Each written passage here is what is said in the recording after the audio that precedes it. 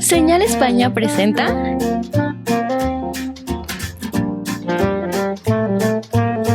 amenas pláticas de arte,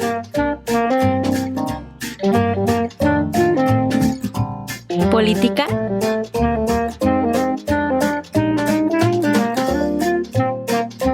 y cultura general.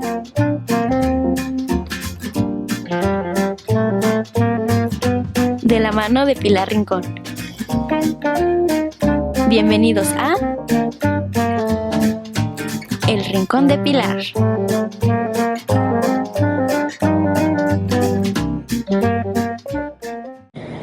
Amigos, buenas tardes, gracias por permitirme estar ahí en sus hogares. Y definitivamente las personas, la mayoría o algunas de las personas, pareciese que podemos o tenemos la habilidad, el don, o como se le pueda llamar, de tener no varias personalidades, pero sí varias capacidades. Y hoy, ustedes recuerdan la entrevista que le hicimos al doctor Alberto Peña Rodríguez, un gran cirujano de fama internacional. Tiene esa capacidad, ha desarrollado esa, y quizá tenga otras ocultas y todavía no se dé cuenta, o ya se ha dado cuenta y ahí las tiene medio ocultas, esperando surgir. Pero la capacidad de decir, soy escritor, yo recuerdo en alguna clase que tuve de literatura, que decía el maestro, un escritor se reconoce porque todos escribimos un día, todos le escribimos en secreto a la novia, al novio, a la mamá, la poesía que nos forzan en el Día de la Madre. Pero un escritor se reconoce a sí mismo cuando dice que lo lean los demás, que los demás sepan esta historia, este cuento, esto que yo escribí. Es ahí cuando, sin darse cuenta, el título de escritor llega a esta persona, cosa que no es fácil, todos podemos hacerlo, pero ¿quién se atreve a decir, quiero que esto que escribí sea editado y sea compartido? Así es de que hoy tenemos el gusto, el placer de compartir este programa con Alberto Peña Rodríguez.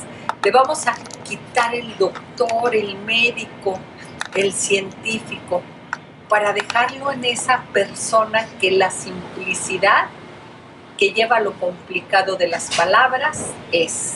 Así es de que gracias, no nomás por aceptar esta entrevista, gracias por habernos hecho reír y llorar a través de sus cuentos, doctor. Muchas gracias.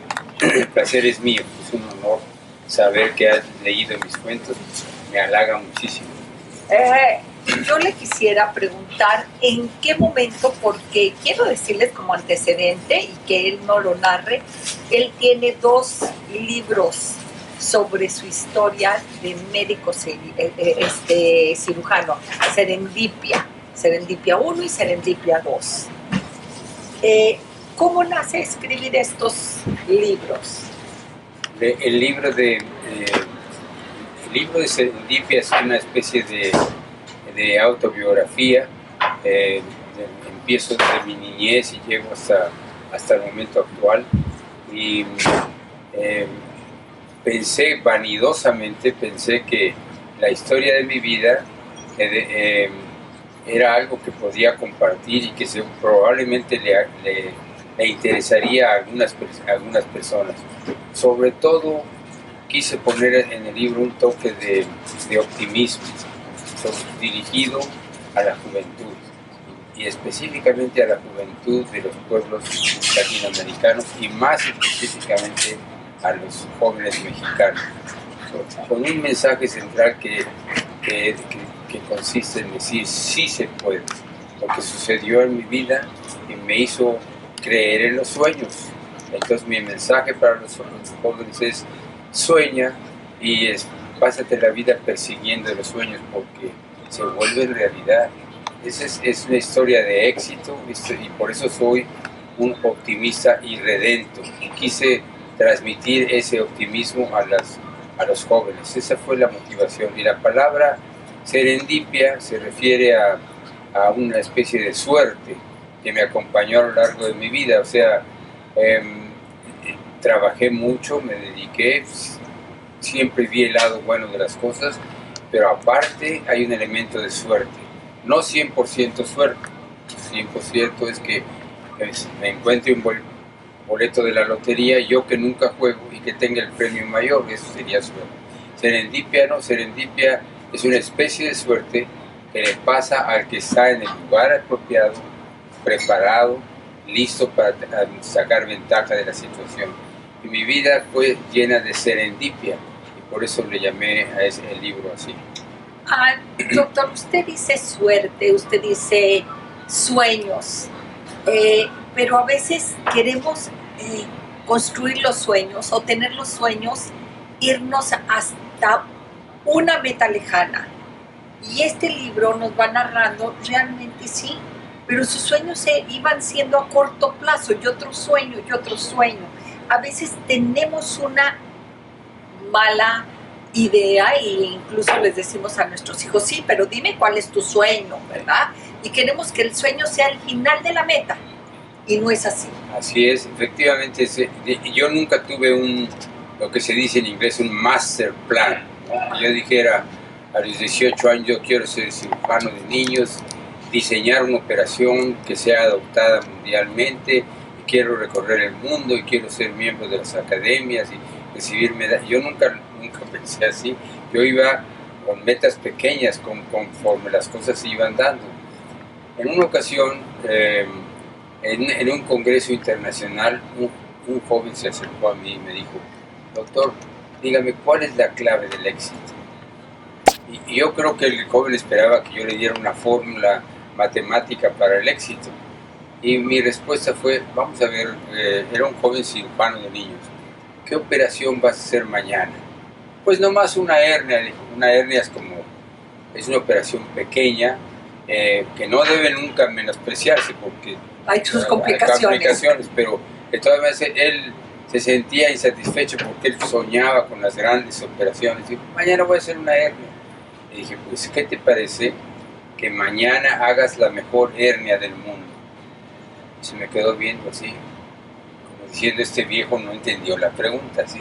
Yo vi su mirada y dije, este joven no entendió mi respuesta, ¿sí? Entonces, levántate, haz lo mejor de ti en lo que te toca el día de hoy y déjale lo demás a los dioses, que las cosas han de venir por sí solas cuando tienen que venir. O sea, tú pon tu mejor parte, claro. Lo mejor, tu mejor versión de ti. Porque efectivamente, doctor, quizá usted no se ha dado cuenta, pero ha habido miles de discusiones alrededor de su personalidad sobre el éxito, exactamente. Y siempre está la mayoría de las personas que lo conoce ahorita en el clímax del éxito, en el clímax de haber sido, y piensan que fue un hecho, cuando fueron puntos sucesivos, uno tras el otro. Así es. Y lo que no entienden es esta parte de que quizá también para llegar aquí tuvo muchas horas, muchos desvelos, muchas carencias y muchas caídas. Así es. Sobre todo en la primera etapa de mi vida, la niñez y la juventud, fue tormentosa, vamos a decir, de esa manera. Pero siempre encuentra uno en la vida momentos importantes y oportunidades, y hay que atraparlas, porque el problema es que las gentes se quejan, no levantan la vista para ver una oportunidad y se la pasan la vida en un círculo vicioso quejándose, y además se condenan a sí mismos. La gente que se levanta y dice, ya todo está malo, todo es corrupto, todo es, no es cierto. En los ambientes más corruptos, en las circunstancias más difíciles, se encuentra siempre una persona sonriendo, dispuesto a ayudar, una persona honesta, siempre hay. Y hay que aprovechar, hay que atraparlos para formar nuestro propio grupo de amistades. Doctor, en estos de Serendipia 1 y Serendipia 2, cuando usted nos va narrando su infancia, que es realmente llena, versátil, hermosa, que tiene grandes personajes como centrales, como lo es su madre, yo siempre me pregunté en el momento de leerlo, esta narrativa que tiene usted tan detallada, tan ira a estos pequeños y grandes, hacer grandes los hechos tan pequeños, pero por la narrativa y por los recuerdos. Yo le decía a Saúl, que lo leímos en conjunto, y ustedes ya saben quién es Saúl, mi esposo, mi camarógrafo y mi compañero de vida, ¿sí? Yo le decía, el doctor tuvo que haber llevado un diario, o cómo es que va construyendo usted esta serie de recuerdos de alguna manera hilados tan hermosamente. Sí, los niños tienen una memoria maravillosa, las cosas no se olvidan, y por eso yo creo que los niños son lo más importante, bueno, yo no nomás digo, todo el mundo sabe, lo más valioso de la sociedad, y uno cree que ellos no están poniendo atención, pero están poniendo atención a todo. Y a mí me pasaba de niño que cuando me decían, niño, vete porque vamos a hablar de cosas de adultos, yo no me iba, yo me escondía, era lo que más me interesaba, qué iban a decir, y entonces yo grababa todo eso. La parte interesante es que los niños en ocasiones están sujetos a situaciones adversas, dolorosas, a los niños de los alcohólicos, los niños de los drogadictos, los niños de los ladrones, los niños que se quedan sin padre, los niños de los criminales. Pero hay grupos de padres que son amorosísimos, padres y madres, que son amorosísimas, pero tienen un problema ellos que no pueden resolver. El alcohólico, el jugador, el drogadicto, ya son personas que su debilidad va más allá de su poder, pero aman a sus hijos, los aman y les hacen daño. Y es una dualidad terrible. En los niños produce un efecto, es decir, los padres que hacen un daño al niño porque tomaron por la droga o por el juego y después le piden perdón al niño, ¿sí? Lo hacen llorar y lloran ellos mismos, y los niños siempre perdonan a los padres, pero eso algunos niños no sobreviven, porque recuerden ustedes que las penas y los dolores de la niñez son como las vacunas, y alguien ya dijo, ¿no? Lo que no te mata te fortalece. Y la vacuna es un ejemplo de eso. La vacuna te inyectan una sustancia y tu cuerpo genera anticuerpos y defensas, pero hay vacunas que matan, ¿sí? Y así también en la vida hay experiencias durísimas que matan a las personas, o las matan físicamente o las deshacen, las dañan permanentemente. Pero si sobrevives a eso, desarrollas una inmunidad, eres capaz de detectas en los seres humanos las personas que son problemáticas y te alejas de esas personas porque ya las conoces, porque las viviste. Aún así, doctor, en su niñez, que no fue aparentemente, y digo aparentemente color de rosa, fue afortunada, porque le ayudó, le enseñó a sobrevivir a los cambios que yo estoy convencida que uno de los mayores dones del ser humano que podemos desarrollar, no que nos es dado, es esta adaptación a cualquier circunstancia, y usted la desarrolló maravillosamente. Sí, sobreviví. Sí, bien. Y ahora me sonrío, pero no fue siempre sonrisa, sí. Pero así fue. Pero eso me hizo disfrutar más, por ejemplo, el día que recibí mi primer sueldo como médico, yo me sentí el rey del mundo. Por primera vez ya no estaba ligado a los problemas de la familia, ya podía independizarme, podía hacer mi vida, y fue una experiencia maravillosa. Sigue siendo. Y sigue siendo una experiencia maravillosa. Hay una frase que no siempre estoy de acuerdo, que dice Saúl, que uno puede saborear el éxito siempre y cuando haya pasado por el hambre, ¿sí? Y cuando nos damos cuenta de alguien que llegó a quizá algún lugar que uno no ha podido llegar y lo ve con displicencia y dice siempre él, es que ese no tuvo hambre, por eso no puede saborear el éxito. ¿Sí? Claro, así es, sí. Se aprecia mucho más lo que se tiene cuando partimos de la nada, cuando sufrimos carencias, y yo pertenecía a una clase media, a veces clase media baja, y a veces definitivamente pobre, porque iba por circunstancias, y entonces hambre, que se diga hambre, no padecí de niño, porque las madres son dadoras, se hacen de donde pueden, sacan, pero se aseguran que comamos bien, y mi madre no era una excepción, pero también nos causaba muchísimos problemas sin querer, pero nos amaba. Entonces, en medio de toda la tormenta, yo tuve padres amorosos. Sus pasiones eran más fuertes que el amor a los hijos, ¿sí? pero eran amorosos. Siempre recibí palabras bonitas de ellos, y eso yo creo que eso me ayudó también. Doctor, acaba usted de decir algo que en muy pocas ocasiones podemos reconocer en nuestra propia vida y en la vida de los demás. Sus pasiones eran más grandes, ¿sí?, que las personas. Y eso siempre va a ser un dilema para nuestra sociedad, sobre todo la mexicana, en que siempre estamos hablando, lo cual tengo que reconocer que no me puedo poner en esa lista, de que la madre tiene que ser sacrificada, tiene que dejar todo, hacer a un lado sus pasiones por el bienestar de sus hijos. Eso es un cuestionamiento que nos lleva ya de adultos a siempre decir, ¿y estoy en lo correcto?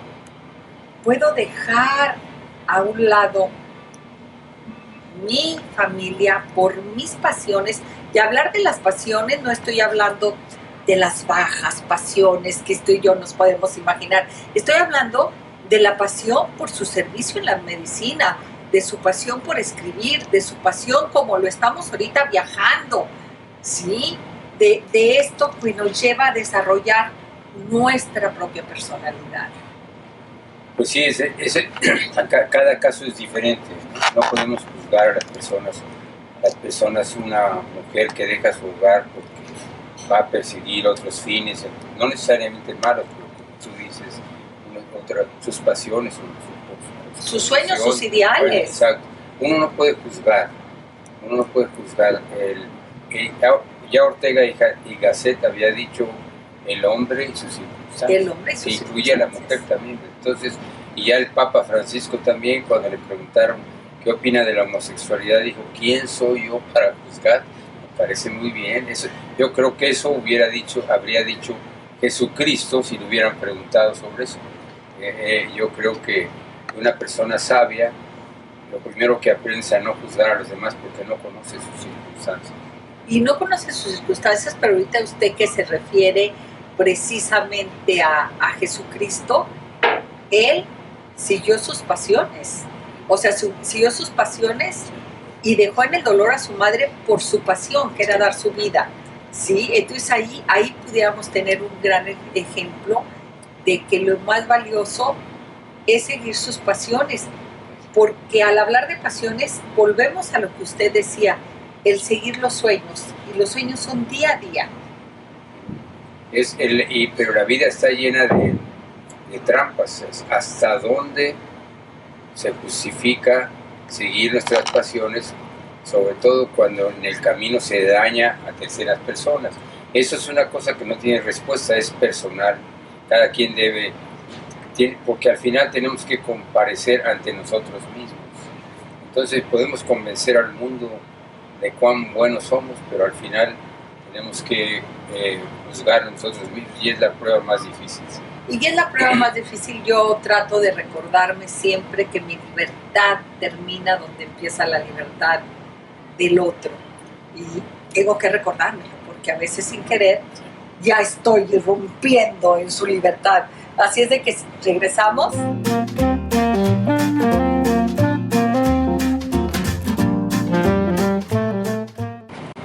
y estamos con Alberto Peña Rodríguez, escritor y cirujano pediatra en esta ocasión, porque siempre, siempre, siempre los títulos van en orden y en la orden del amor y en el amor a la vida siempre es lo que se tiene que respetar, así es de que pues no puedo quitar el título, pero hoy como escritor, doctor, en Serendipia 1, que fue la que escribió usted, yo me perdí y me pierdo ahorita y usted me va a sacar de la duda, yo me perdí si Serendipia 1 fue la de su niñez y Serendipia 2 fue la de toda su experiencia médica. Sí, no se dividió así, pero sí el volumen número 1 se refiere empieza desde mi nacimiento y creo que termina por ahí cuando empieza mi vida profesional. ¿Sí? Y en mi vida profesional es ya toda una aventura, todo un descubrimiento del mundo, de viajar, por ejemplo, salir de México y ver a México desde otra perspectiva, de otros países, es una experiencia magnífica que ojalá pudieran tener todos los mexicanos. Número 1, para que vieran que no somos pobres. ¿Quieren ver pobreza? Yo les digo dónde, sí, pero México no es el lugar de más pobreza, sí. Y número 2, que tenemos más defectos de los que creemos y más cualidades de las que creemos, sí. O sea, no nos damos cuenta de grandes defectos que tenemos y nos damos cuenta cuando conocemos otras gentes, otras sociedades que tienen muchas virtudes. Pero también tenemos muchas cualidades que no nos damos cuenta que las tenemos, ¿sí? y las reconocemos. Tenemos que ir a otras latitudes para reconocer nuestros valores y nuestras cualidades. Esas son de las grandes experiencias que la vida me dio esa oportunidad, por lo cual me siento muy agradecido. Y yo creo que yo agregaría aquí algo más. Vivimos más en paz de lo que creemos. Sí, porque siempre nos estamos quejando de la inseguridad, de muchísimas cosas, y cuando regresa uno a México siempre dice uno, para vivir no hay como México. Además la cirugía pediátrica nos pone el cirujano pediatra vive en contacto frecuente con la muerte y con la vida. Entonces eso nos da, y sobre todo si sufrimos la experiencia de ser padres de un niño con un problema médico, con una malformación, porque eso nos ubica, no solo el médico está de este lado, el paciente está de aquel lado, pero si la vida nos da la oportunidad de estar del otro lado, entonces es una experiencia que nos humaniza, ¿eh? La clave de mi éxito profesional, creo yo, que fue la experiencia de un hijo con una malformación, un niño que murió a los 4 años y medio, y yo creo que eso, cada vez que veo una pareja joven con un bebé que tiene una malformación, veo en la cara de esos jóvenes a mí mismo, me recuerdo, ¿sí? Porque esas personas que tienen esas experiencias dolorosas, durante la época de esa experiencia, son extraordinariamente sensibles a lo bueno y a lo malo. Si alguien un médico los trata mal, nunca se les olvida. Y si un médico los trata bien, nunca se les olvida. Pero lo importante creo yo, de la cirugía pediátrica es que nos hace ver, nos hace diferenciar lo que son los verdaderos problemas de los que parecen problemas pero que no lo son, ¿sí? Que la inflación, que la política, que AMLO, que si Trump, que si todo eso sobre lo que no tenemos control realmente, ¿sí? Y sin embargo un niño enfermo, eso es lo verdaderamente importante, ¿sí? Porque eso no tiene, un viejo que tiene cáncer, pues ya era hora, ¿no?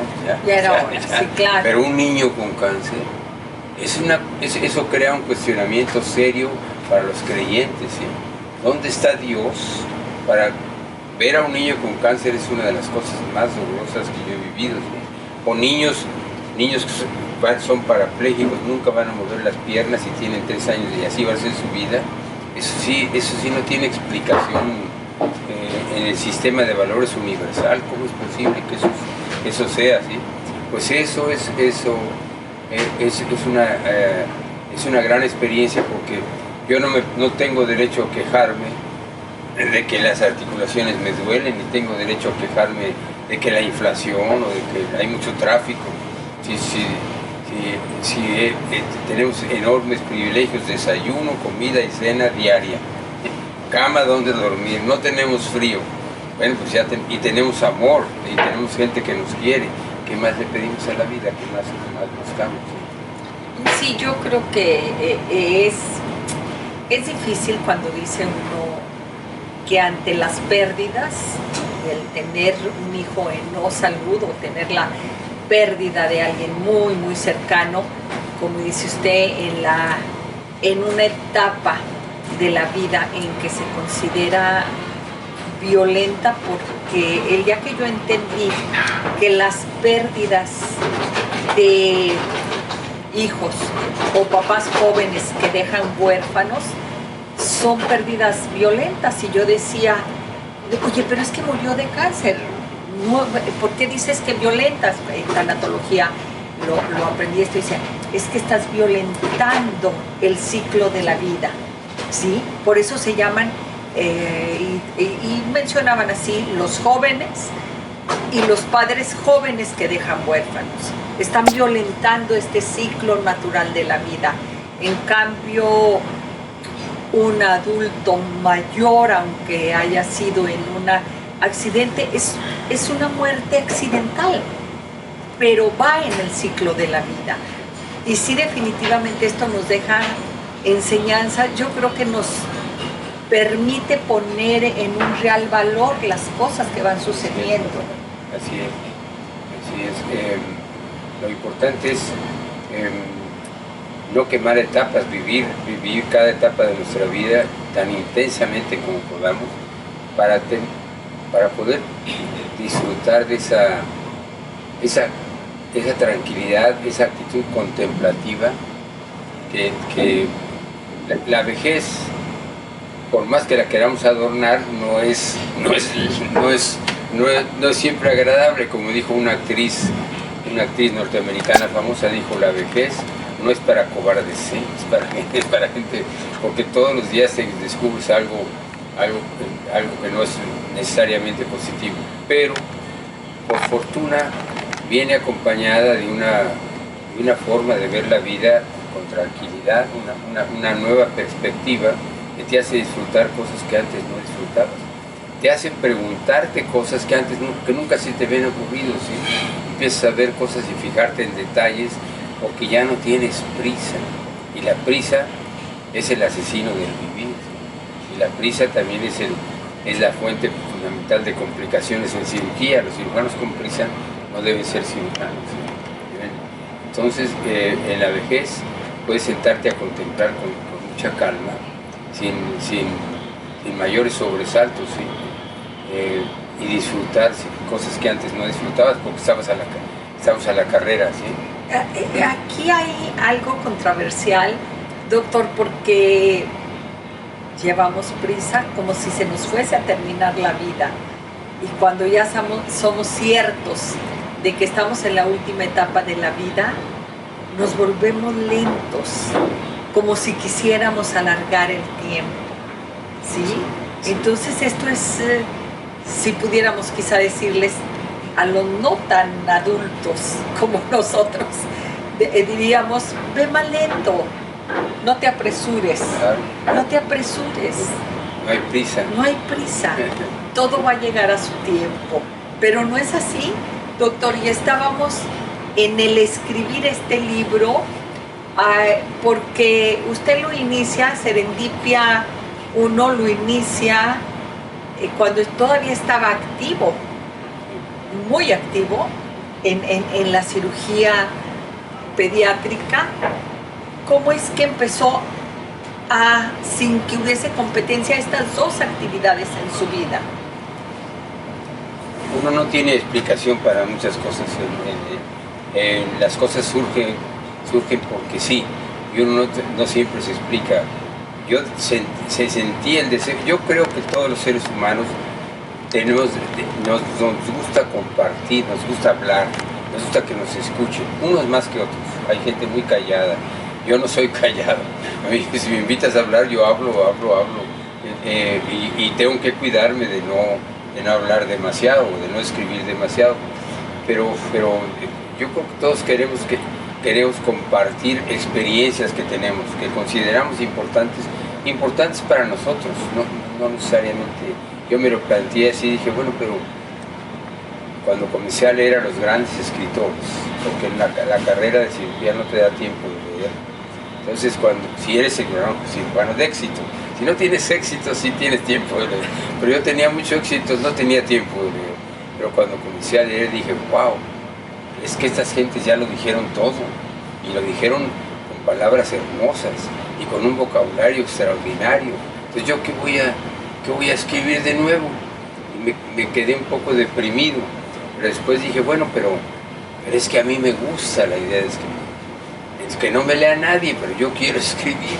Y así comencé a escribir. Y en el prólogo de mis libros yo siempre digo, me doy por bien pagado si en algún lugar del mundo una persona se ríe, otra persona llora, otra persona se enoja, otra persona se conmueve con algo que yo escribí. Ya con eso yo ya la hice, ya no pido más. Me di cuenta que soy diletante, aficionado, que no puedo. Cuando empecé a leer a los escritores importantes, me di cuenta que es un oficio como el de la cirugía. Tú no puedes decir, mañana voy a ser cirujana y en 8 días ya eres cirujano. No es así, es un oficio, toda una dedicación, un tiempo completo.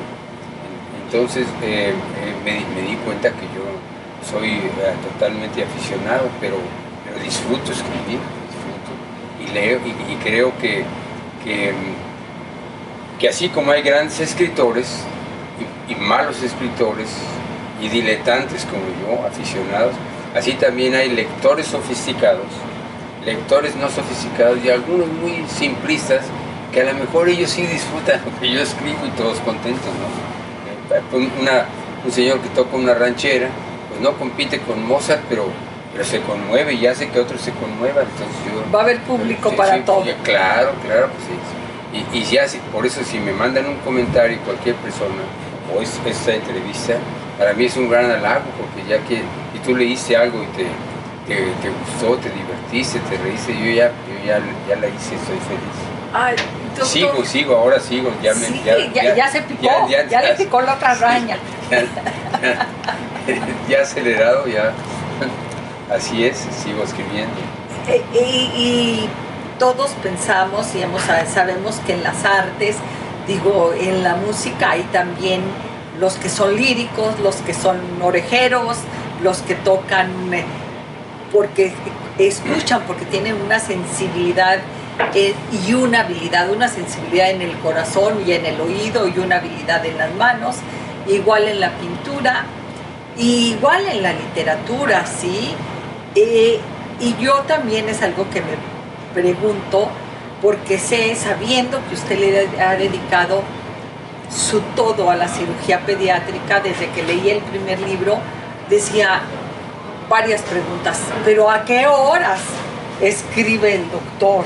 ¿A qué horas hizo este libro? Por eso yo me cuestionaba si había si había partido de algún diario. Y otra decía, si no tuvo diario, ¿cómo fue escribiendo? O después puso en orden, o escribía sus recuerdos al azar y después los fue hilando. ¿Cómo fue este proceso? Es algo maravilloso que uno de mis vicios es ir a ver los sitios donde yo viví de niño, porque viví no exagero, como 75 lugares en la Ciudad de México y en la República Mexicana. Entonces tengo recuerdos de cómo era el lugar y entonces me tomo el tiempo de viajar y quiero ir a tal, y llego y me bajo y contemplo la casa y toco la puerta de las casas. ¿Saben usted? Yo vivía aquí en 1943, aquí vivía mi abuelita, y me permite usted entrar a ver la casa. Y sorprendentemente hay gente que dice, ¿cómo no pasa usted? Y empiezo a ver los detalles y, por ejemplo, hay cosas que son originales, todavía están ahí. De la pintura, hay cornisas, que yo recuerdo de niño, porque los niños, la visión de ellos es en esta área, no muy altos. Entonces recuerdo el tipo de piso, el tipo de mosaico, y todavía está ahí en algunos lugares, ¿sí? Y entonces disfruto muchísimo, y después me voy a comer y a tomarme unos tequilas y comer a gusto y seguir recordando, ¿sí? Porque cuando voy a esos lugares me surgen nuevos recuerdos, ¿sí? De lo que pasó ahí, de lo que viví ahí. Y con eso he tenido experiencias muy interesantes, ¿sí? Y sigo visitando lugares, ¿sí? Cuando fui hice un viaje especial a Nogales, Sonora, para ver dónde vivía yo. Hice un viaje especial a Ciudad Obregón, Sonora, para ver dónde yo vivía. Y fui a tocarles la puerta a los profesores, que habían sido mis profesores, ¿sí? Y verles la cara, y ver si se acordaban de mí. Entonces, me encanta rascar, buscar, revivir esas experiencias. En muchos de esos lugares sufrí mucho en esos lugares, pero ir a verlos, pero ya fuera del caos y del dolor, para mí es una experiencia muy especial y la disfruto mucho. Entonces los recuerdos también hay que redescubrirlos de alguna manera, doctor. Y hay gente que no le gusta recordar, pero a mí no, a mí sí me gusta recordar cosas buenas y cosas malas, si pudiera, los errores que cometí, ¿por qué no? Me gusta recordar. Y es la fuente de donde escribo. Partiendo de... Yo he leído que los grandes escritores, cuando escriben novelas, por ejemplo, siempre parten de eventos que ellos presenciaron o que ellos vivieron, que luego los desarrollan, los hacen crecer, los adornan, les cambian nombres. Y es exactamente lo que yo hago con mis cuentos. Y sigo, me encantan los cuentos. Y solamente los que vivieron eso quizá puedan identificar el evento, ¿sí? Darse cuenta que sí existió, sí ocurrió. O a quienes se los narró quizá en alguna ocasión, dice, no, de ahí nació este cuento, pero sí, le cambió. Sí, exacto. Sí. Hay gentes que detectan y algunos hasta se van a enojar, porque sí, dentro de mi propia familia menciono, y entonces sobrinos, primos, cuando hablo de sus padres y de las cosas que pasaron, de la ropa sucia, se pueden molestar, pero yo creo que hay que ver, en todas las familias hay lo que se llama secretos de familia, ¿no? Claro. La ropa sucia, ¿no? Y no hablen de eso. Yo creo que hay que hablar. Yo, por ejemplo, en mi caso, en México, me gusta decir que nacimos en medio del desorden post-revolucionario. México, un país, en México, cuando yo nací todavía había, las gentes usaban pistola, todavía se agarraban a balazos en la calle, con una mentada de madre, era el México que yo viví, ¿sí? Y los charros y los balazos, pues era producto de la post-revolución, ¿sí? Y nuestros familiares participaban de eso. Mi padrino, por ejemplo, era un personaje singular, ¿no? Y era, bueno, léanlo ahí, pero usaba la pistola fácilmente. Fácilmente, pero esto es muy importante porque a los lectores nos sitúa precisamente en la línea del tiempo para entender el por qué usted pensaba en ese momento así, porque definitivamente vemos que hoy sus hijos no piensan igual que nosotros cuando éramos niños. ¿Por qué? Porque esa línea de tiempo va cambiando dependiendo de la historia del mundo. ¿Regresamos?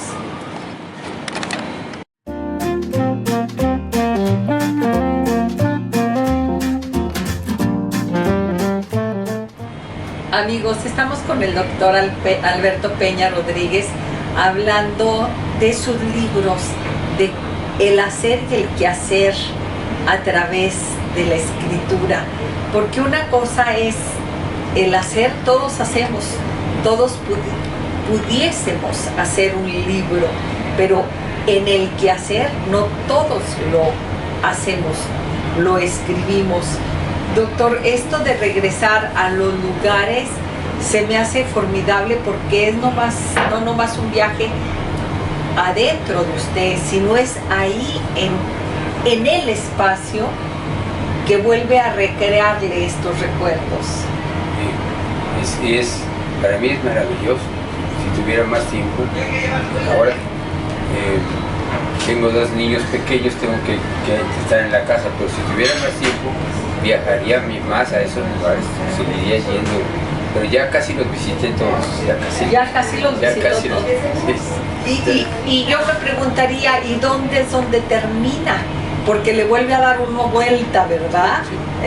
Porque dice uno, bueno, yo estoy en este momento recordando en la ocasión que lo conocimos, Saúl y yo, que hace más de 45 años, o sea, dice uno, y no quiere regresar a ese inicio del recuerdo, ¿dónde es donde dice uno ya, realmente el ayer se vuelve un recuerdo?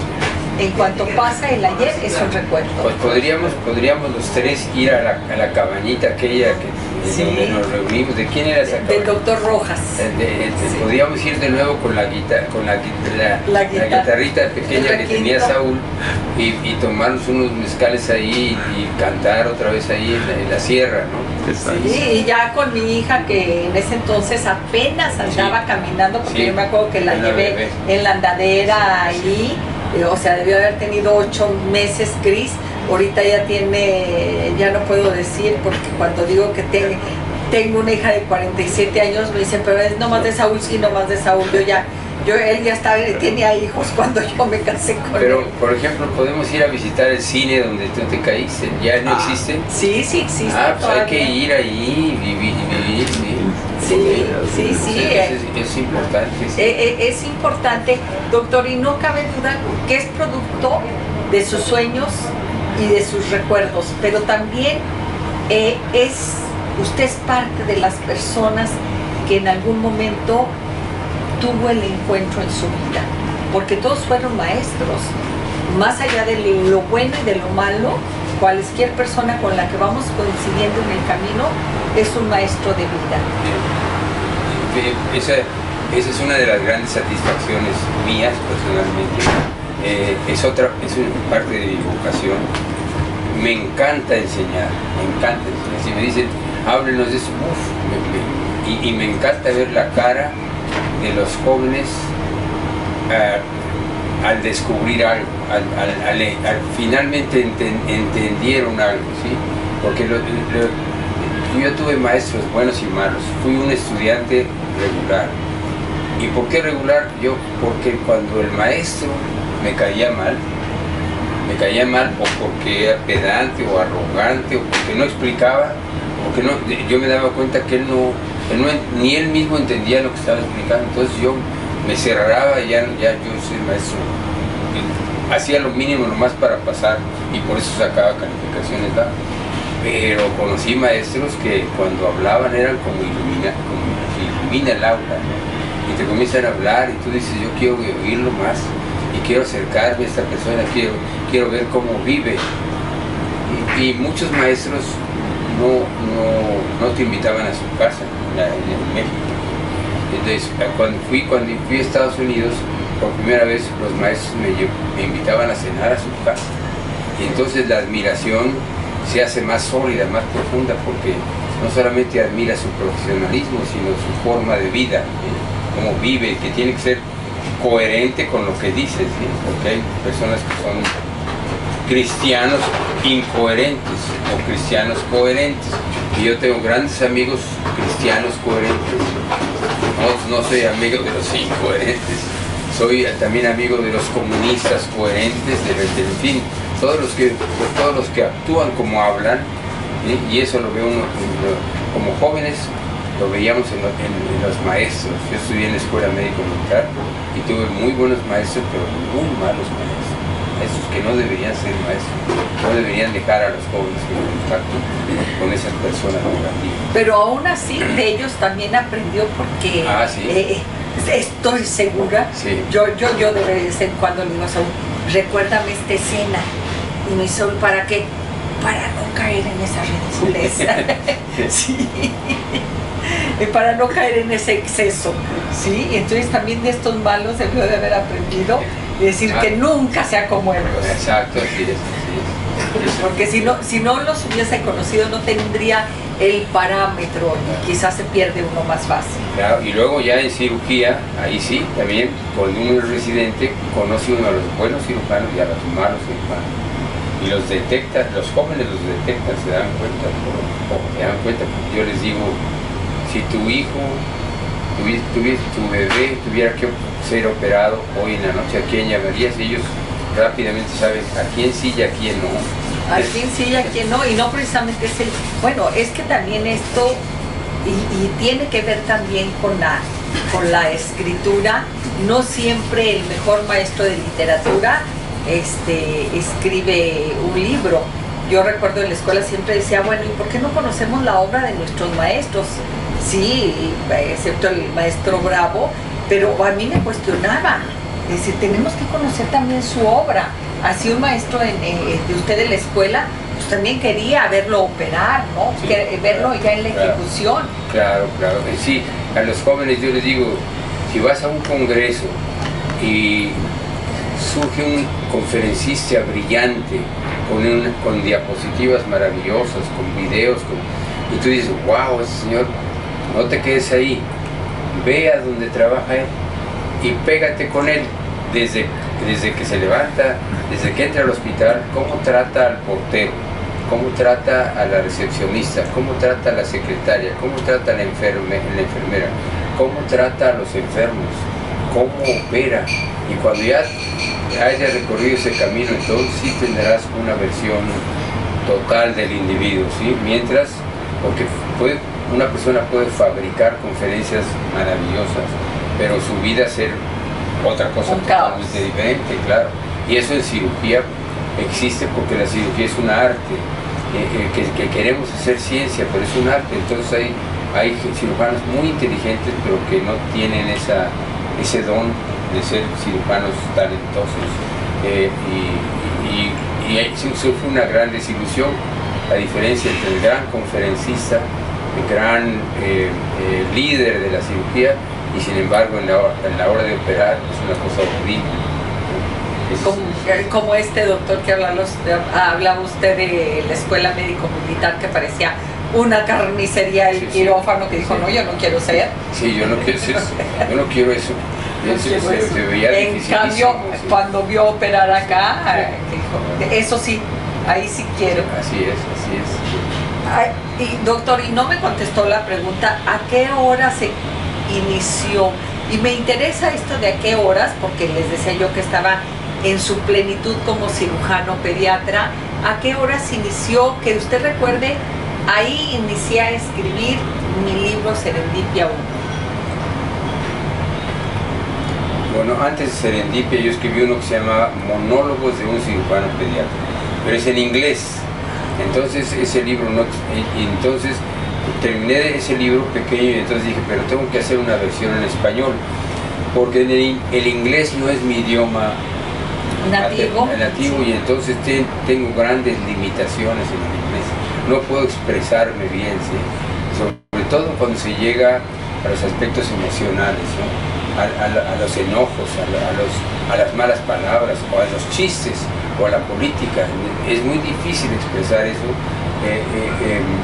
y lo van a leer gentes que hablan en inglés, no lo van a entender. Entonces, ya que terminé ese monólogos, que por cierto se vendió el libro muy bien, pero me tuve que asociar con un joven escritor, un profesional que hizo la carrera de escritor. Y entonces él me sugería, yo escribía algo y él me lo arreglaba, me lo sugería, pero tenía muchas limitaciones. Por ejemplo, me decía, mira, imagínate Yo soy un estudiante de preparatoria y voy a la escuela médico militar a meter mis papeles. ¿Sí? Entonces hay un capitán ahí que recibe, un capitán burócrata, viejo, amargado, de esos que están gruñones, y además en el ejército te tratan, al llegar, en todo el mundo te tratan como basura.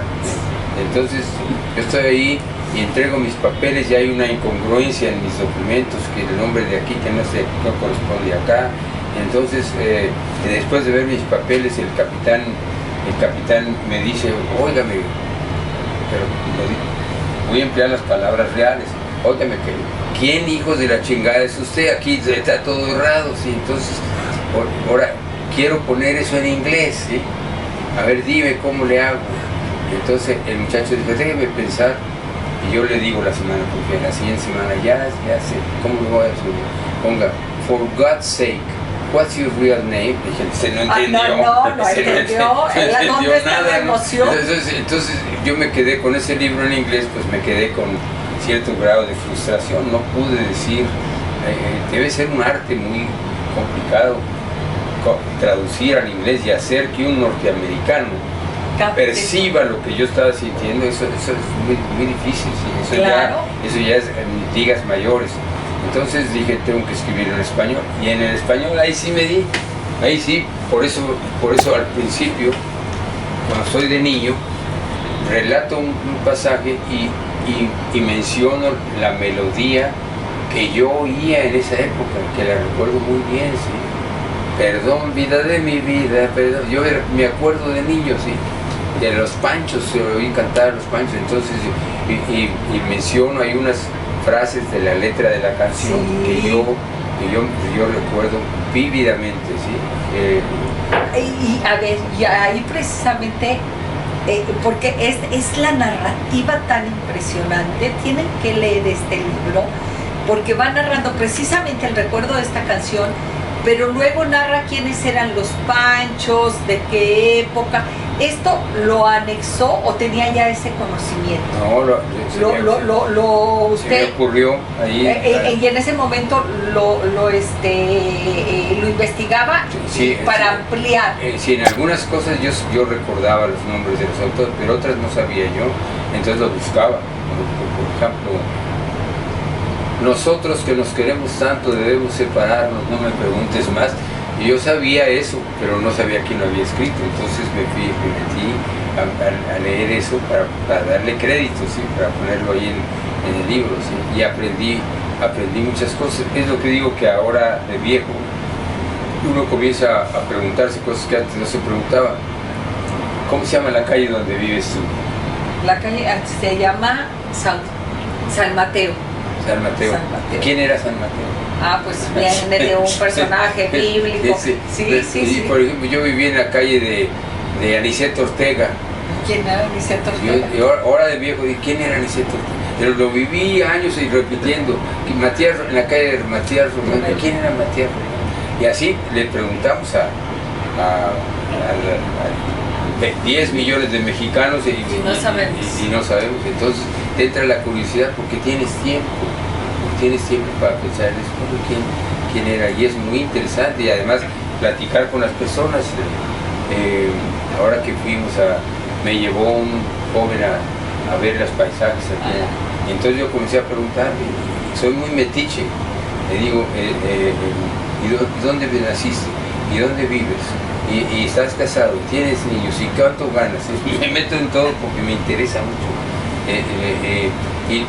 Y así nacen ideas de cuentos, ¿sí? Claro, pero a lo que voy es quizá por lo que hace tan interesante sus libros, es porque su narrativa está de la mano de una investigación real, ¿sí?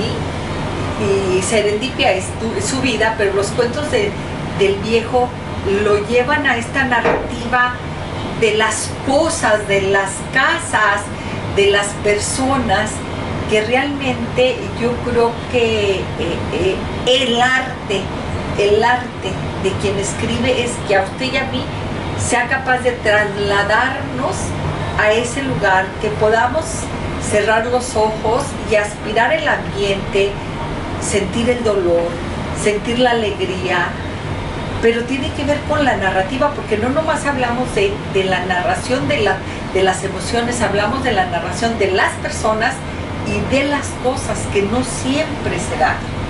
Hay dos cosas muy importantes que yo veo en mi escrito, como los cuentos del viejo, que no puedo prescindir de el sentido del humor. Sentido del humor, sarcasmo fino. No puedo vivir sin el sentido del humor, tengo que reírme y llegas a la etapa en la vida en que aprendes a reírte de ti mismo. Y si no puedes reírte de ti mismo, quiere decir que quedaste en la etapa más inmadura del ¿entiendes? Es el sentido del humor. Y el otro es el deseo de justicia. Mis cuentos tienen un elemento describen el drama de injusticias que pasan en nuestra sociedad, sobre todo en México. Es una queja, es una protesta contra los prejuicios, contra el dogma, contra la arrogancia de los poderosos, el dolor de los débiles. Eso es parte de lo que me conmuevo, ¿sí? Cuando leo el cuento de Macedonio y Ernestina, me conmuevo yo mismo al punto de las lágrimas, ¿sí? Como si lo estuviera viviendo, a pesar de que es inventado, pero lo viví. Eso es muy interesante. Claro, los vive uno. Y doctor, porque no es sencillo encontrar el momento preciso de la vida diaria, de decir, puedo hacer a un lado mi vida, la vida que usted tenga, puedo hacerla a un lado, porque para escribir, para pintar, se necesita aislarse definitivamente. No puedes hacerlo ni con el ruido, ni con la vorágine de los gritos que hay allá afuera, o de lo que suceda. No importa lo que suceda, tienes que aislarte. ¿En qué momento se aísla? ¿Cómo logra? Porque es una virtud también, porque puedes estar en medio de este caos y tú vivir en esta burbuja para poder transmitir al papel lo que estás haciendo. Así es. Bueno, como soy retirado, me levanto en la mañana, desayuno con los niños, los dejo en el camión de la escuela y estoy solo. Pongo en mi estudio, pongo la música que me gusta y entonces comienzo a releer lo que escribí y a modificar y agregar, y así voy poco a poco. Pues esa es la ventaja de estar retirado, tener tiempo.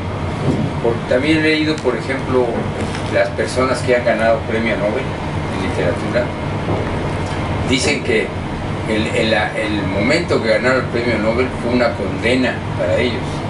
¿Sabes por qué? Porque ya no tienen tiempo para nada. A partir de ese momento son invitaciones a dar conferencias a las universidades, banquetes, comidas, festejos. ¿Y a qué horas?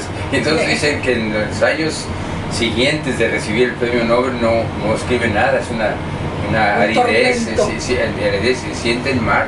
Algunos de ellos han escrito, se sienten muy mal, tienen que esconderse literalmente. Por eso yo no quiero ganar. Bueno, lo pensaremos. No me interesa. Doctor, pero bien lo dice usted, está en la fase de retirado. Soy incisiva, ya me conocen. Pero Serendipia 1 no estaba retirado. ¿A qué hora se ponía usted a escribir?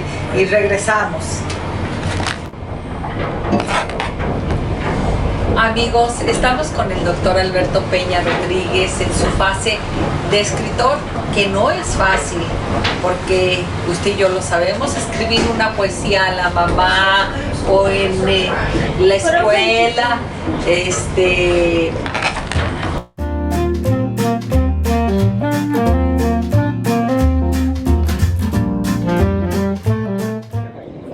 Amigos, estamos con el doctor Alberto Peña Rodríguez en su fase de escritor, y el escribir no es sencillo, menos como usted no lo narraba, cuando no se hace en la lengua.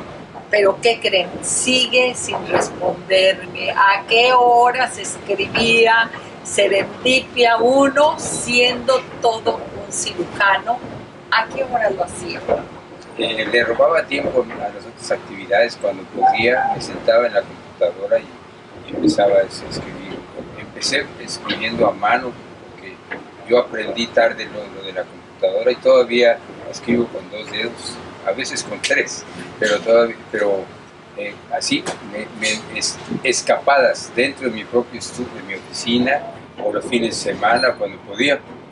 Cuando uno quiere, puede. ¿Compartió este hecho con alguien? ¿Alguien sabía que estaba escribiendo un libro o fue algo muy personal? Era más bien personal. Yo no recuerdo que lo comentara con nadie. Yo estaba escribiendo, pero no le daba valor de algo, un secreto muy valioso. Yo estaba escribiendo y después ya decidí que podía quizá publicarlo pagando yo, naturalmente, ¿sí?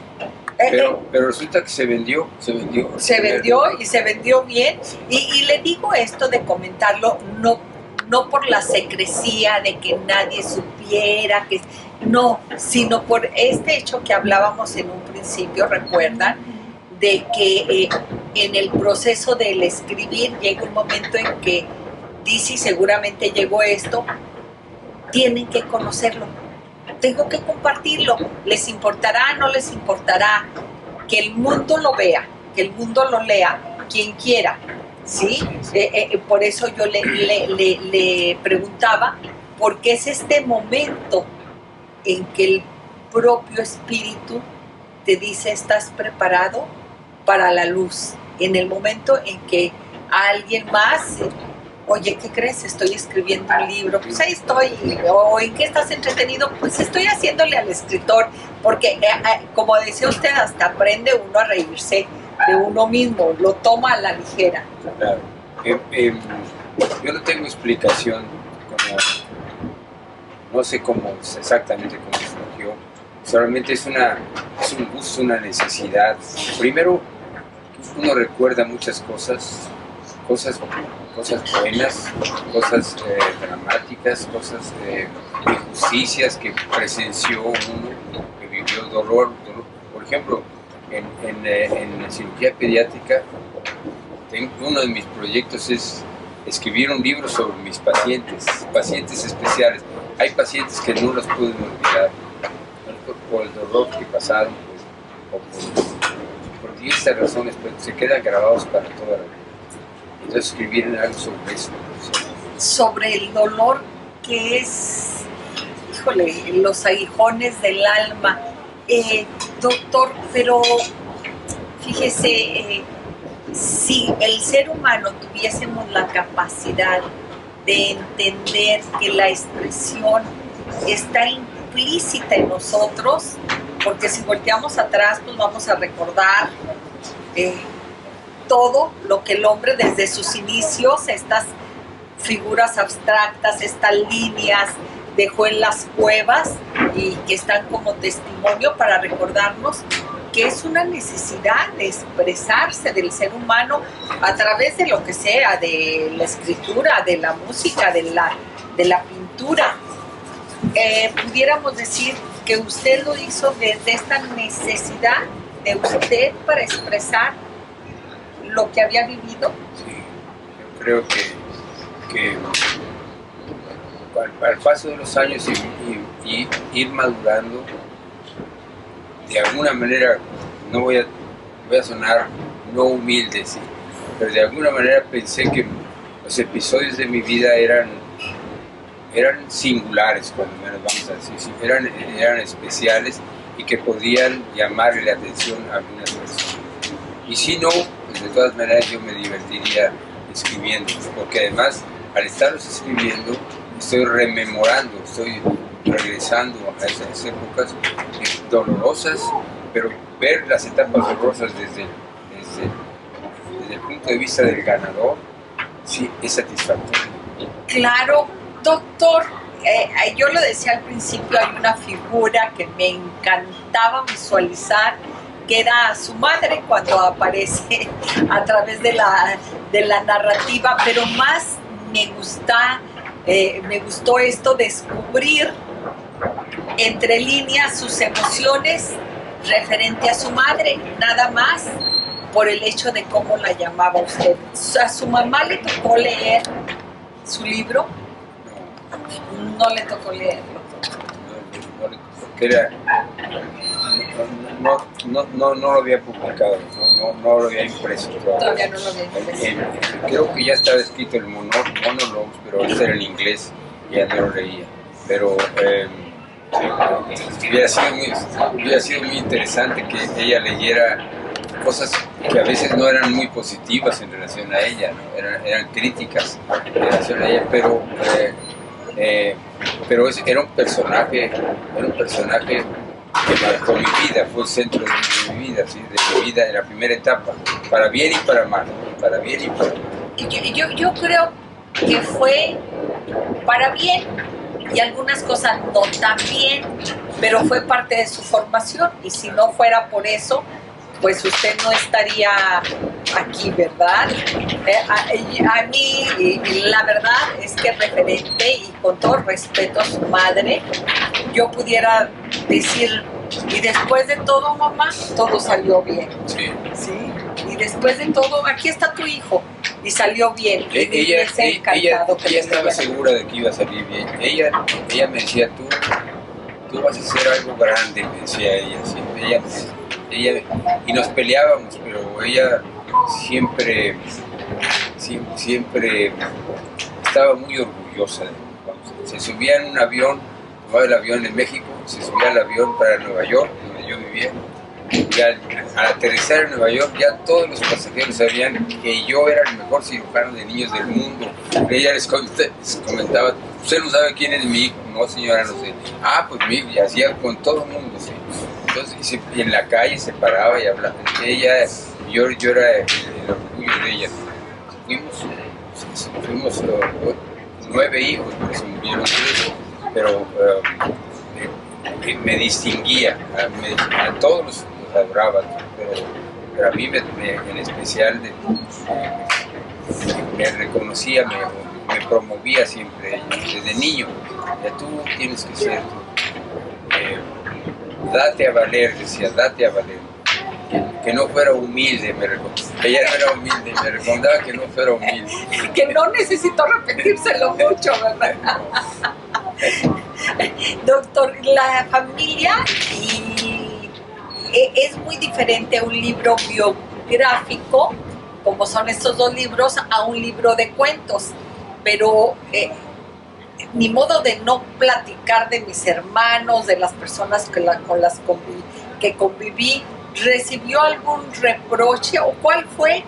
¿Qué era lo que le dijeron sus hermanas, su papá, la familia, las personas alrededor de usted sobre el libro?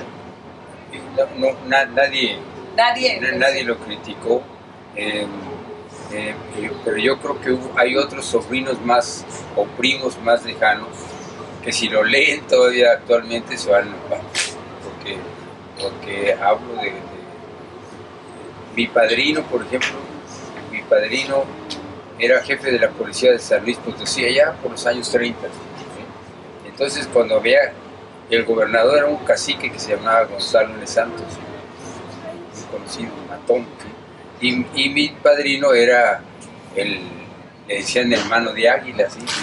Porque tenía la mano así, pero manejaba la pistola muy bien. Y cuando se tomaba sus whiskies decían, platícanos de San Luis. Nos platicaba cómo ejecutaban a las personas y nos platicaba cosas bien. Entonces, un día le dieron una comisión de matar a un coronel en la Ciudad de México, en un bar famoso, y lo mató. Entonces, y platicaba. Él platicaba, sí, y entonces se lo llevaron a la penitenciaría. Pero el cacique de San Luis Potosí le dijo, no te preocupes, pásate un tiempo ahí, yo te saco. Lo sacaron después. Pero mientras estaba ahí, mi mamá iba a visitarlo y coincidió con un famosísimo falsificador de dinero que recorría el mundo cambiando de nombres. Y entonces lo agarraron en México, ese falsificador, y lo metieron a la penitenciaría, pero era un gran grabador. Hacía grabados, porque muy finos. Los Sí. billetes se hacían con una grabación en metal, con ácido. Sí. Y entonces él hacía, y en la penitenciaría la gente iba y le pedía que le daban un retrato de una persona y él hacía el grabado.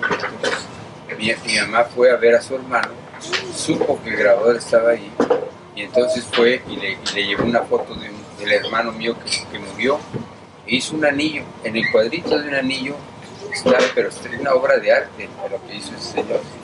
Entonces, así yo sentí la necesidad de contar esas historias y contarlas pero con el sabor real de mi padrino. Él lo quería mucho y él me quería, pero pues era lo que era. Era lo que era.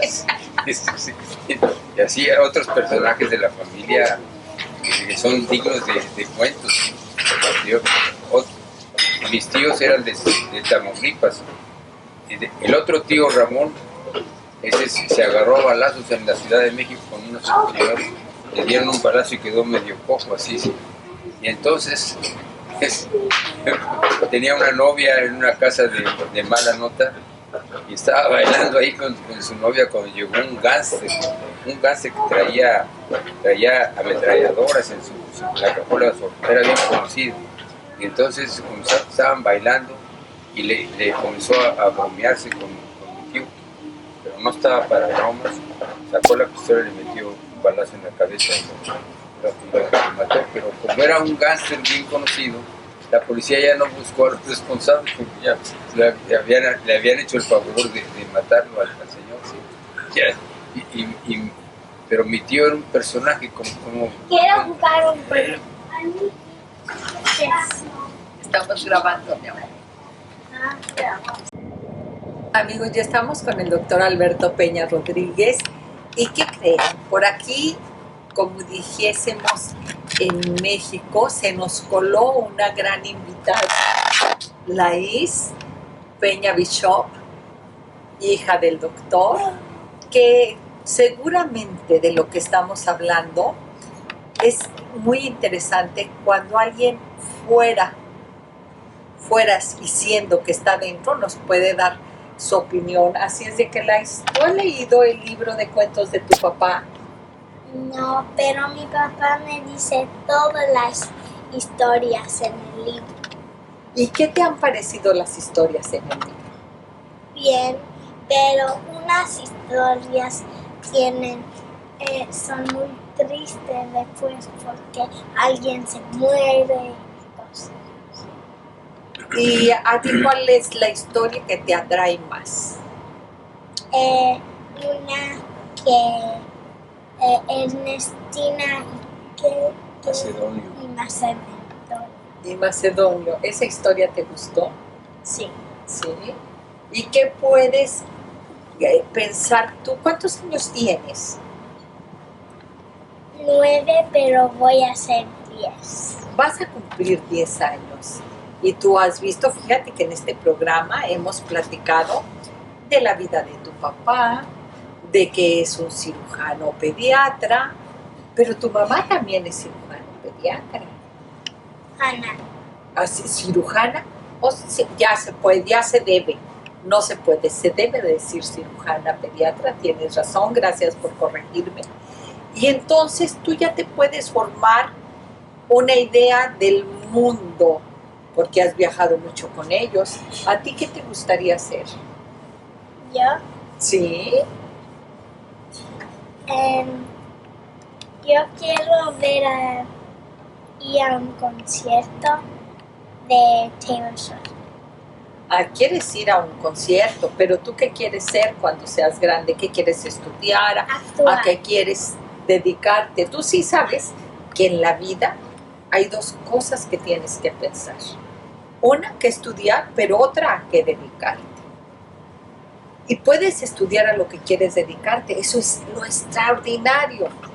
Pero muchas veces actuar y actuar, o sea, quieres estudiar actuación, sí, y quieres dedicarte a actuación. Sí. ¿Y por qué? Porque me gusta. a ti te gusta actuar. ¿Y qué crees? Yo le voy a pedir a tu mamá, platícanos tu experiencia en la obra de teatro, porque vamos a pasarles un corto de una obra de teatro. A mis amigos de televisión les voy a pasar un cortito de tu obra de teatro de Mary Poppins. Pero platícanos cómo fue cuando dijeron en tu colegio. A ver. Era muy divertido porque pero era muy difícil también porque yo tenía muchas niñas, tenía como 100 algo. De niñas que querían hacer el papel que tú hiciste. ¿Qué? Cuando tú hiciste el papel, ¿seleccionaron? Sí. ¿Sí? Sí. Y tenía muchas niñas que querían. Es una audición. Sí.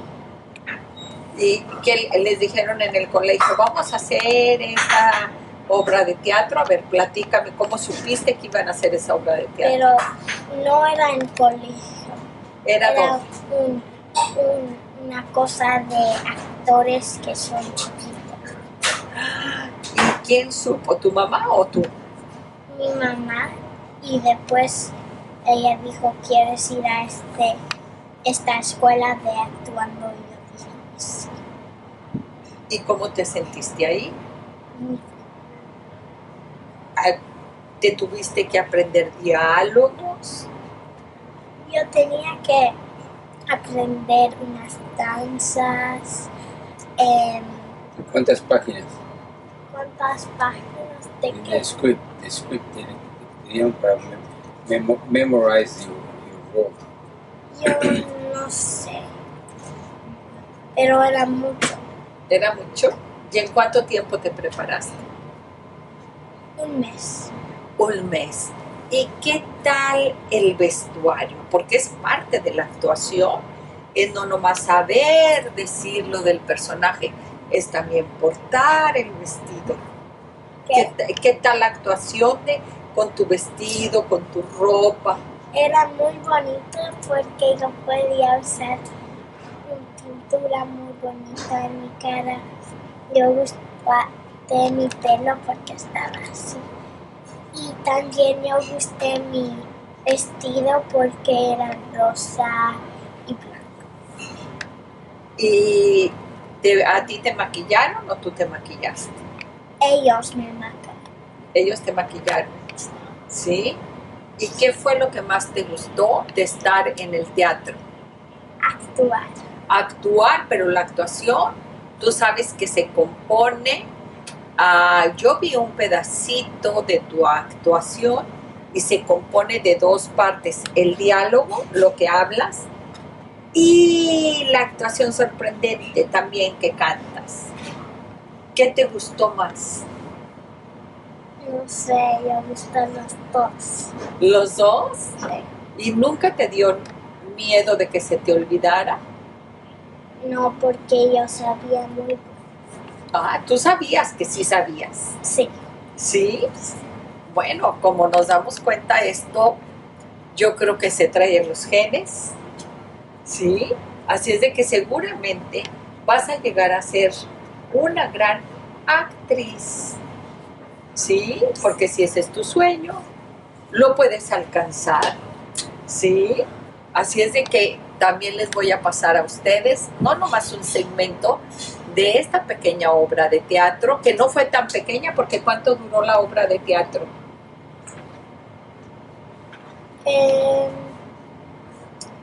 Duró como 2 horas o no sé. Como 2 horas. ¿Tú duraste en el escenario como cuánto tiempo? ¿Qué? En el Most escenario. of the time, were you those 2 hours you were there most of the time, or not much? Sí, como todo el tiempo. ¿Cómo? Porque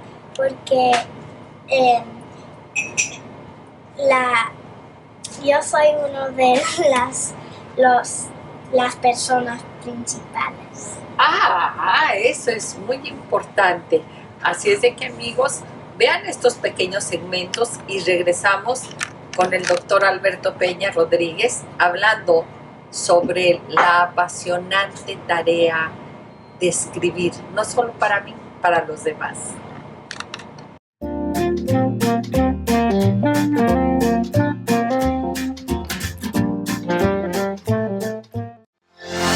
La hotelería y el turismo tienen que desarrollarse al más alto nivel. Cursa la carrera de Hotelería y Turismo UNES. Desarrolla tu capacidad de optimizar el uso de los recursos humanos, técnicos, financieros y materiales de las empresas del ramo. Infórmate al 833-9000 o en www.unes.edu.mx. Carrera de Hotelería y Turismo UNES.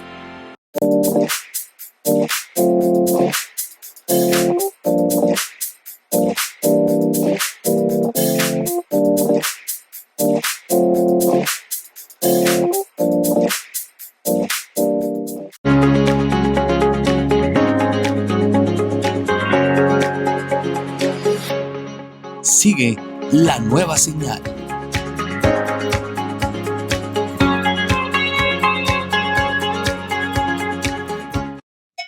Recuerda con nosotros Volviendo a ver Pitorreando, el programa donde el reconocido conductor duranguense René Galaviz hacía sudar a los entrevistados con enigmas, acertijos y preguntas capciosas que desafiaban el ingenio y la agilidad mental de cualquiera. No te lo pierdas sábados y domingos a las 20 horas. Pitorreando, solo por Señal España. En Preescolar de Colegio España desarrollamos actitudes de liderazgo, forjamos independencia y apoyamos creatividad. Atención personalizada, el mejor sistema de educación bilingüe. Contamos con actividades extraescolares para un desarrollo integral de tus hijos. Preescolar Colegio España. Comunícate con nosotros. 618-105-5559. Te esperamos. España Jardines, España Centro y España Sur.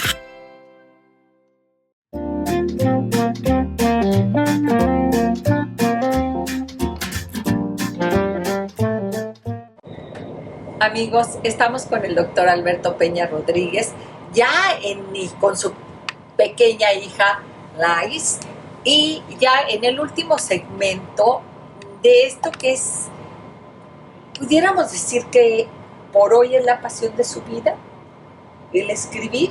Sí, pues, bueno, entre escribir, mi esposa y mis dos hijos pequeños, se me va la vida. Se le va a uno la vida. Y me encanta esto porque creo que lo hice titubear. Yo tengo que decir, a ver, la pasión de mi vida es la pintura, la escultura, el grabado, la restauración. Y de repente escucho una voz por ahí y yo, espérate, estamos hablando de pasiones diferentes. Le cuesta a uno trabajo, y me di cuenta ahorita, el separar, el que los demás, nuestra familia, crea que los excluimos de nuestra pasión, pero realmente no compiten con ellos. Claro. Son territorios diferentes. Me encanta eso y se la voy a robar. Son territorios diferentes, ¿sí? Nuestra familia es nuestra vida, pero no podemos estar en todos esos momentos. Por ejemplo, una niña de 10 años o un niño de 10 años tiene su propio mundo, sus ratos de jugarse, donde no les interesamos. Y entonces nosotros tenemos otro mundo que hay áreas de su mundo que somos nosotros cuando nos necesitan. Pero en ocasiones no lo necesitan, comienzan a jugar y hacen su vida y ahí van creciendo. Como tengo hijos grandes ya, llega un momento que ya son independientes y ya no es tan frecuente verlos. Y sobre todo una cosa, doctor, cuando hablo de estas grandes pasiones, como lo puede representar ahorita y como lo representó en su momento la cirugía pediátrica, es tan íntimo, que dice uno, ni siquiera tengo la necesidad de que lo entiendas, porque a veces ni uno mismo lo entiende.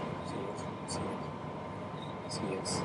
Y seguramente, igual que pasa en quirófano, que cierra la puerta del quirófano y muchas veces ya lo está esperando el siguiente paciente, seguramente todavía no concluye un libro y ya está ahora ya la editorial esperando su siguiente libro, aunque usted no sepa ni cuál va a ser.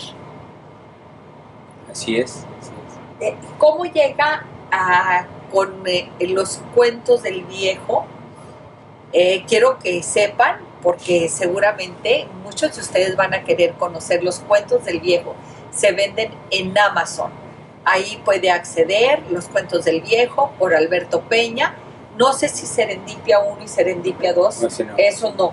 Pero Los cuentos del viejo son un libro pequeñito que le va a encantar y que yo, he recomendado, doctor, a las personas que me conocen y que lo he recomendado este libro, que lo hagan como un ejercicio,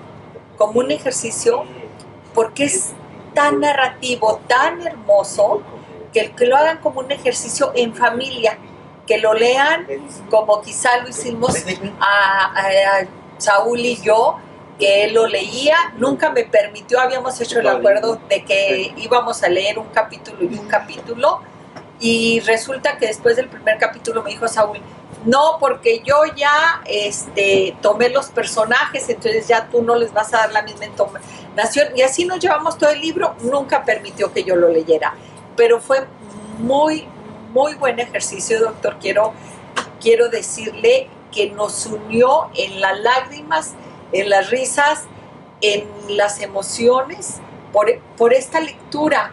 Entonces yo les he dicho, lo compartía en el Congreso de Cirugía Pediátrica con los compañeros y dijeron, ninguno lo había leído así, pero se les antojó tanto que varias parejas dijeron, oye, hay que releerlo, porque en pareja descubre uno un mensaje diferente. Sí. Bueno, ahora ya estoy terminando otro libro. Porque ahora veo historias potenciales en cada cosa que vivo, ¿no? Entonces, una conversación con una gente humilde, se me antoja hacer un cuento. Porque aparte de lo que me cuenta la persona, me imagino cosas, comienzo a imaginarme cómo nació, de dónde vino, etcétera, dónde va, qué problemas tiene. Cuando uno platica con las personas, que uno quiere saber lo que está detrás de la cara, lo que está en su alma, en su espíritu, y lo que está viviendo. Entonces, hay muchísimo material, creo yo, a pesar de que ya los grandes escritores escribieron sobre todos los temas, todavía estamos viviendo y hay temas para rato, ¿sí? Para desarrollar. Describir emociones es lo más, es la esencia del escritor, hacer sentir al lector las emociones, ¿no? Y fíjese, doctor, acaba usted de decir una cosa, ya se ha escrito tanto sobre tanto tema que vamos a las librerías y que ya los tienen en gavetas separados, sobre historia, sobre psicología, sobre trauma, sobre tanatología, todos los temas que usted y yo nos imaginemos, sobre ciencia, sobre tecnología, pero hay algo que nunca pasa de moda, que es esta intimidad con que usted logra adentrarnos a estos pequeños cuentos. Ojalá que sigan más cuentos, o ojalá que sea una novela que se me antoje llevar a la pantalla. Nunca sabe uno de veras hasta dónde va a llegar. Así es. Bueno, faltan, yo creo que hay a mí me interesa muchísimo la naturaleza humana, las pasiones humanas, de lo bueno y lo malo. Me interesa mucho escribir y estamos rodeados de eso, nuestra propia vida, nuestros hijos, nuestros amigos. Es una historia por escribir. Y no me resisto a la tentación de describir lo que estaba viviendo antes. Bueno, yo creo que sería desaprovechar mente tan prodigiosa como la suya, del recordar los detalles. De veras tienen que leer la narrativa. Una cosa es la narración que se hace del evento, de la vida, de los cuentos, pero otra cosa es la narrativa, cómo se va describiendo esta narración, que sería de veras desaprovechar esta narrativa que usted tiene y esta memoria como para dejar de poner de veras, yo creo que el más grande estudio que se hace sobre la mente y el comportamiento humano no es el que hacen los psicólogos, es el que hacen los humanistas, precisamente como usted viendo desde su parte humana.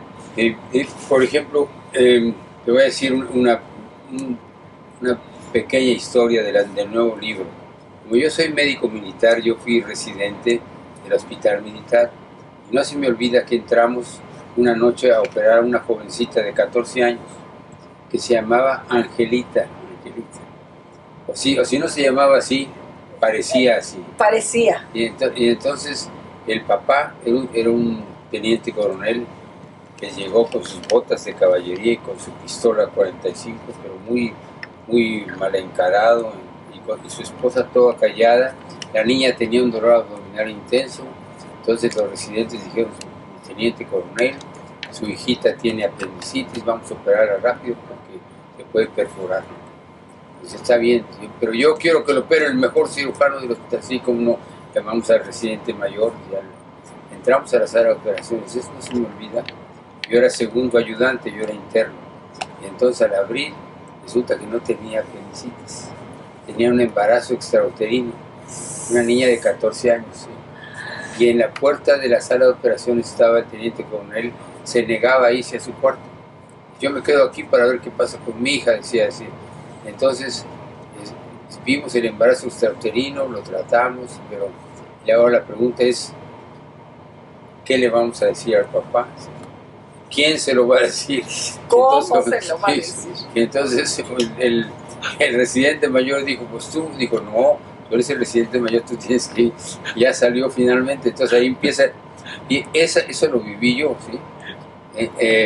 Pero decidí hacer un cuento de eso, porque luego ya se le explicó al teniente coronel, se enojó, pero nada más, se acabó la historia. Pero yo continué la historia, yo me comencé a imaginar cómo era la familia de él, porque cuando se llamaba Angelita, 14 años, virgen supuestamente, y embarazada, y la cara del teniente coronel, el reproche, el enojo que le hizo a la esposa, la comenzó a culpar ahí delante de nosotros, ¿sí? Porque no cuidaba a la niña. Entonces ya de ahí yo tomé el tema para seguirlos en su casa, a la familia. ¿Cómo era la familia de un teniente coronel así, de una niña de 14 años? ¿Y cómo era él? ¿Cómo había sido él en su juventud? ¿A quién había embarazado él antes de casarse?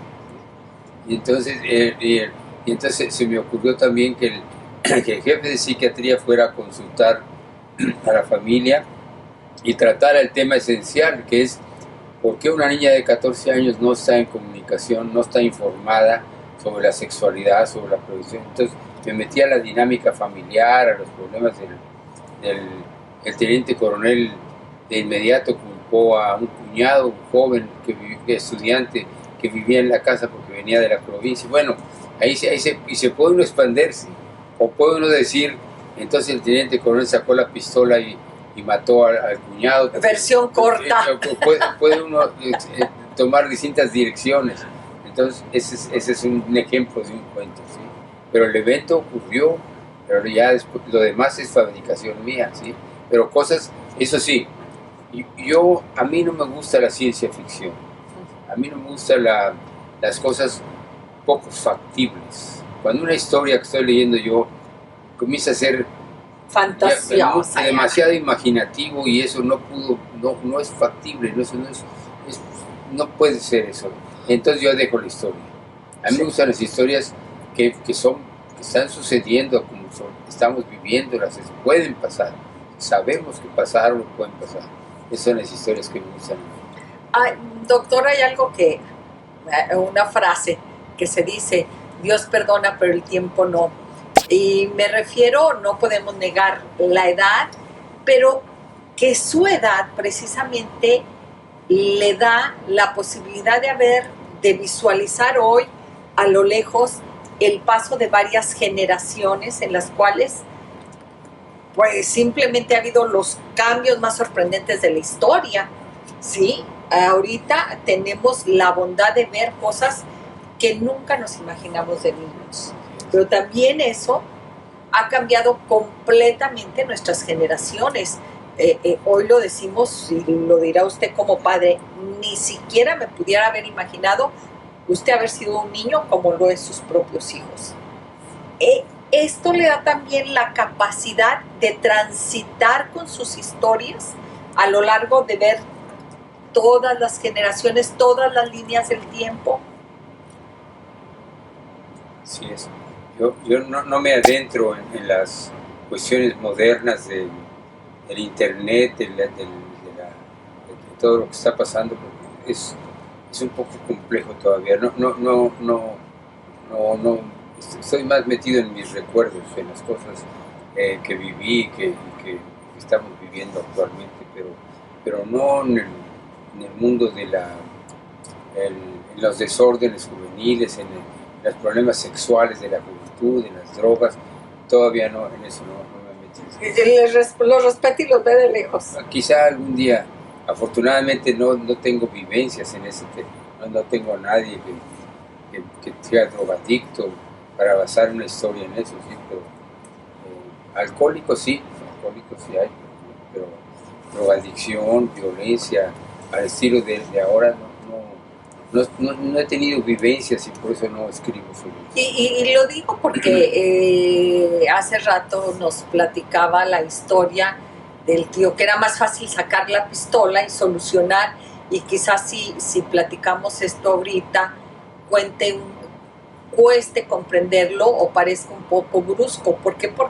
Porque van siendo por etapas, aunque la violencia de ahorita es más fuerte de otra manera. Y también para nuestros jóvenes es importante conocer ese mundo, esa transición a través, y quizá yo en este libro y en algunas ocasiones lo decíamos, son nuestros recuerdos también, y los recuerdos que nuestros padres o les escuchamos a nuestros tíos o recordamos de muy pequeños nosotros. Es el despertar el baúl de los recuerdos, de nuestros propios recuerdos, doctor. Así es.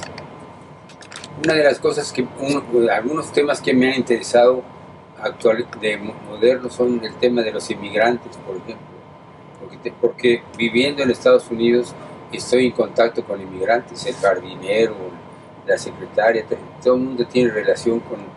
En algún momento ellos llegaron a Estados Unidos y algunos llegaron indocumentados. La historia de ellos, cada una de esas historias es motivo de un cuento, ¿sí? Son historias épicas, son historias heroicas, son mexicanos admirables que han llegado en busca de un mundo como todos nosotros los humanos. Ellos buscan también. Entra uno a los restaurantes y las cocinas están llenas de mexicanos, los jardineros son mexicanos, los albañiles son mexicanos, todo el mundo. Entonces platicar con ellos, cada uno puede ser un cuento, ¿sí?, de lo que han vivido. Y yo creo que quizá algún día tendrá que hacer un cuento de la ventaja, que estoy segura que muchas personas en su vida jamás le pidieron el pasaporte porque lo confundieron con que era un extranjero, ¿sí? Y quizá el 90% dijo, qué bueno, pero algunas veces también su sangre mexicana le llegaba a decir, ¿qué pasa, no? Así es. A mí, yo nunca tuve ningún problema, me trataron siempre muy bien en Estados Unidos, pero no a todos los tratan bien, no a todos esos.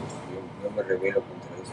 ¿Sí? Y también dentro de México, en México se supone que es un país donde no existe la discriminación racial, pues se supone. Pero en realidad sí existe. Sí existe. Claro.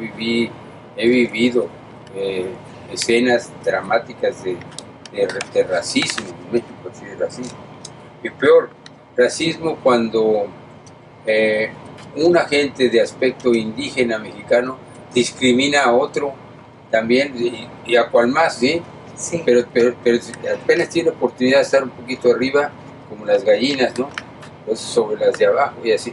Eso es tristísimo. Eso a mí lo viví yo fui 14 años jefe de cirugía en la IMAN y ahí viví acciones de discriminación.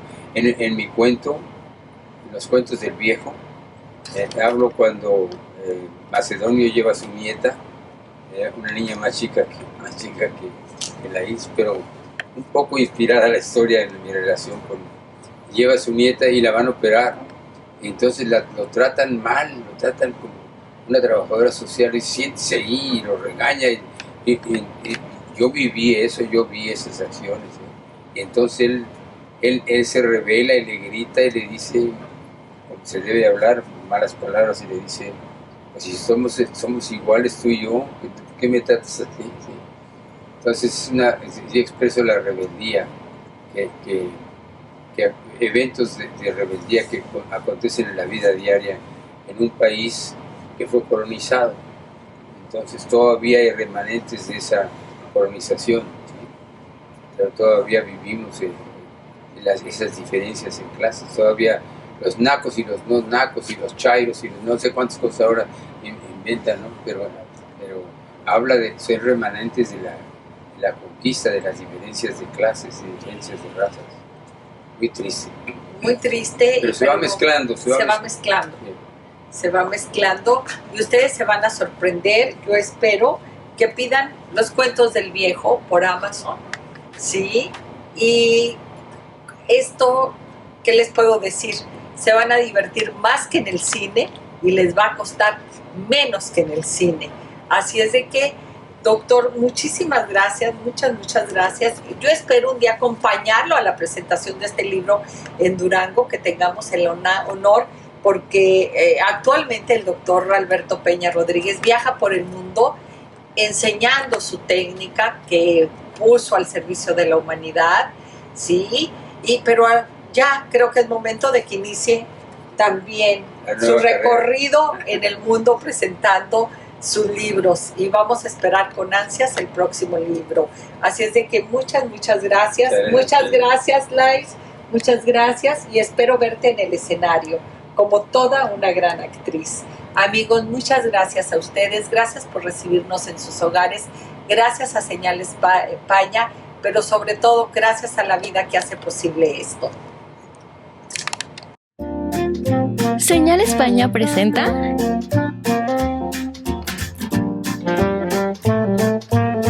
amenas pláticas de arte,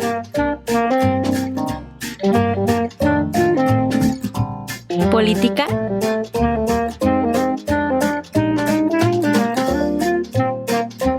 y cultura general.